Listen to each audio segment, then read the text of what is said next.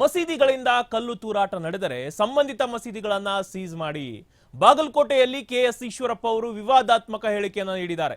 ಬನಹಟ್ಟಿಯಲ್ಲಿ ನಡೆದ ಹಿಂದೂ ಸಮಾವೇಶದಲ್ಲಿ ಹೇಳಿಕೆಯನ್ನ ಕೊಟ್ಟಿರೋದು. ಮಸೀದಿಗಳಿಂದ ಕಲ್ಲು ತೂರಾಟ ನಡೆದರೆ ಸಂಬಂಧಿತ ಮಸೀದಿಗಳನ್ನ ಸೀಸ್ ಮಾಡಿ. ಬಾಗಲಕೋಟೆಯಲ್ಲಿ ಕೆಎಸ್ ಈಶ್ವರಪ್ಪ ವಿವಾದಾತ್ಮಕ ಹೇಳಿಕೆಯನ್ನು ನೀಡಿದ್ದಾರೆ. ಬನಹಟ್ಟಿಯಲ್ಲಿ ನಡೆದ ಹಿಂದೂ ಸಮಾವೇಶದಲ್ಲಿ ಹೇಳಿಕೆಯನ್ನ ಕೊಟ್ಟಿದ್ದಾರೆ. ಬಾಬ್ರಿ ಮಸೀದಿ ಧ್ವಂಸವಾದಂತೆ ರಾಜ್ಯದಲ್ಲೂ ಮಸೀದಿಗಳು ಧ್ವಂಸವಾಗುತ್ತೆ. ಮಸೀದಿಗಳಲ್ಲಿ ಕಲ್ಲು ತೂರಾಟ ನಡೆದರೆ ಸಂಬಂಧಿತ ಮಸೀದಿಗಳನ್ನ ಸೀಸ್ ಮಾಡಿ ಅಂತ ವಿವಾದಾತ್ಮಕ ಹೇಳಿಕೆಯನ್ನ ಕೊಟ್ಟಿದ್ದಾರೆ.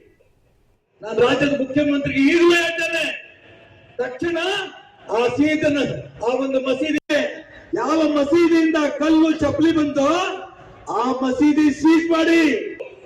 ನಾನು ರಾಜ್ಯದ ಮುಖ್ಯಮಂತ್ರಿಗೆ ಈಗಲೂ ಹೇಳ್ತೇನೆ, ತಕ್ಷಣ ಆ ಒಂದು ಮಸೀದಿ ಸೀಸ್ ಮಾಡಿ, ಆ ಮುಲ್ಲಾ ಅರೆಸ್ಟ್ ಮಾಡಿ.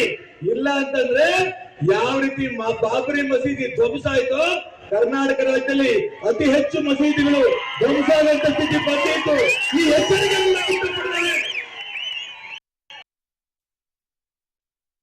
ಮಸೀದಿಯಿಂದ ಕಲ್ಲು ಚಪ್ಪಲಿ ಬಂತು, ಆ ಮಸೀದಿ ಸೀಸ್ ಮಾಡಿ.